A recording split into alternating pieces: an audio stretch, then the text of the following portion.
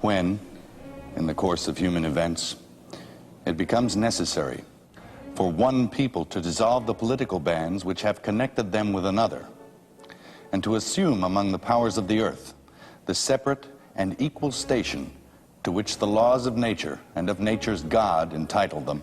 A decent respect to the opinions of mankind requires that they should declare the causes which impel them to the separation.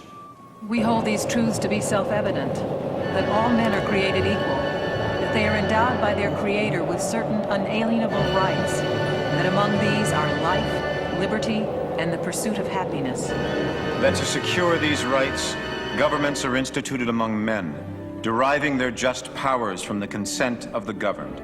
That whenever any form of government becomes destructive of these ends, it is the right of the people to alter or to abolish it and to institute new government.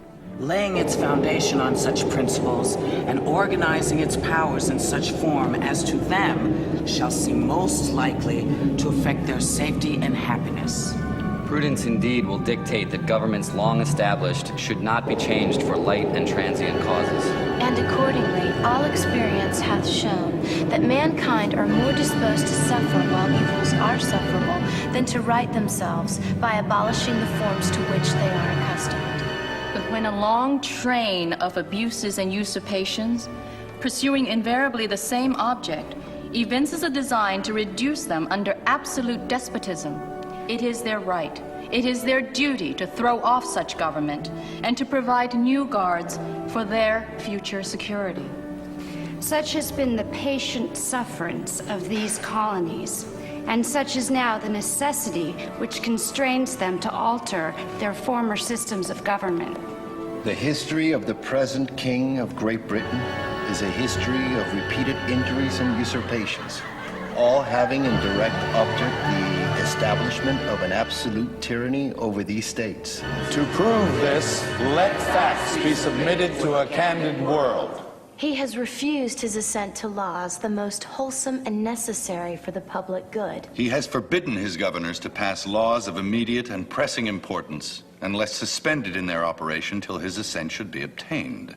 And when so suspended, he has utterly neglected to attend to them. He has refused to pass other laws for the accommodation of large districts of people, unless those people would relinquish the right of representation in the legislature, a right inestimable to them and formidable only to tyrants. He has called together legislative bodies at places unusual, uncomfortable, and distant from the depository of their public records for the sole purpose of fatiguing them into compliance with his measures. He has dissolved representative houses repeatedly for opposing with manly firmness his invasions on the rights of the people. He has refused for a long time after such dissolutions to cause others to be elected, whereby the legislative powers, incapable of annihilation, have returned to the people at large for their exercise, the state remaining in the meantime exposed to all the dangers of invasion from without and convulsions within.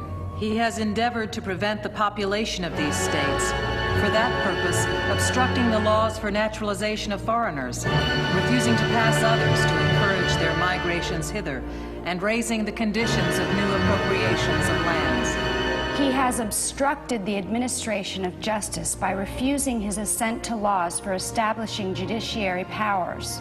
He has made judges dependent on his will alone for the tenure of their offices and the amount and payment of their salaries. He has erected a multitude of new offices and sent hither swarms of officers to harass our people and eat out their substance. He has kept among us in times of peace standing armies without the consent of our legislatures. He has affected to render the military independent of and superior to the civil power. He has combined with others to subject us to a jurisdiction foreign to our Constitution and unacknowledged by our laws, giving his assent to their acts of pretended legislation. For quartering large bodies of armed troops among us. For protecting them by a mock trial from punishment for any murders which they should commit on the inhabitants of these states. For cutting off our trade with all parts of the world, for imposing taxes on us without our consent. For depriving us in many cases of the benefits of trial by jury, for transporting us beyond seas, to be tried for pretended offenses, for abolishing the free system of English laws in a neighboring province, establishing therein an arbitrary government, and enlarging its boundaries so as to render it at once an example and fit instrument for introducing the same absolute rule into these colonies. For taking away our charters, abolishing our most valuable laws, and altering fundamentally the forms of our governments. For suspending our own legislatures and declaring themselves invested with power to legislate for us in all cases whatsoever. He has abdicated government here by declaring us out of his protection and waging war against us. He has plundered our seas, ravaged our coasts, burnt our towns, and destroyed the lives of our people.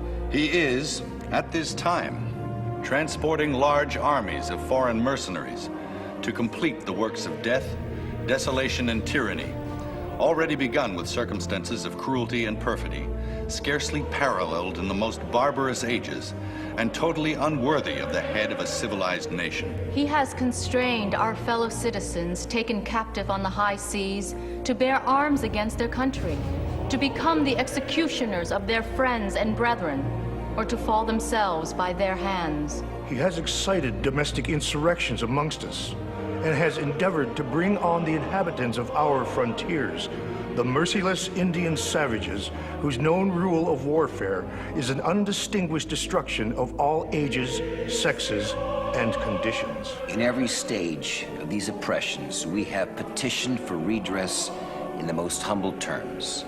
Our repeated petitions have been answered only by repeated injury. A prince whose character is thus marked by every act which may define a tyrant is unfit to be the ruler of a free people. Nor have we been wanting in attentions to our British brethren. We have warned them from time to time of attempts by their legislature to extend an unwarrantable jurisdiction over us. We have reminded them of the circumstances of our immigration and settlement. We have appealed to their native justice and magnanimity. And we have conjured them by the ties of our common kindred to disavow these usurpations which would inevitably interrupt our connections and correspondence. They, too, have been deaf to the voice of justice and of consanguinity. We must, therefore, acquiesce in the necessity which denounces our separation and hold them, as we hold the rest of mankind, enemies in war, in peace, friends. We, therefore, the representatives of the United States of America, in General Congress assembled, appealing to the Supreme Judge of the world for the rectitude of our intentions, do, in the name and by authority of the good people of these colonies, solemnly publish and declare that these united colonies are, and of right, ought to be free and independent states. That they are absolved from all allegiance to the British Crown. And that all political connection between them and the state of Great Britain is and ought to be totally dissolved. And that as free and independent states, they have full power to levy war, conclude peace, contract alliances, establish commerce, and to do all other acts and things which independent states may of